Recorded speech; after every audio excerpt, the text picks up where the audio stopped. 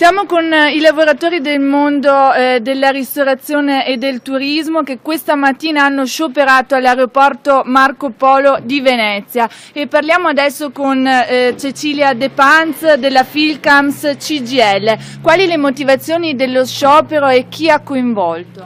Ha coinvolto tutta la ristorazione collettiva, quei bar che noi troviamo nelle autostrade, i bar in città, quelle aziende che sono aderenti a Confcommercio e Confesercenti, perché sono le sigle datoriali che sono sfilate dal tavolo e non vogliono rinnovare il contratto.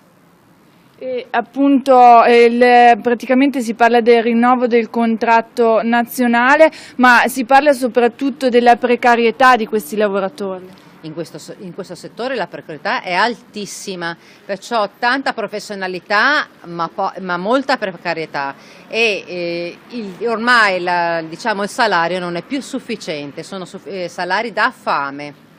Salari sempre più bassi e i lavoratori sempre meno tutelati.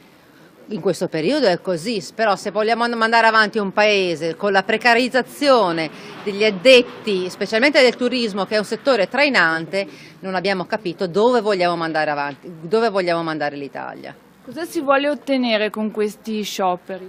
Abbassare i salari dei lavoratori è l'intenzione dell'azienda.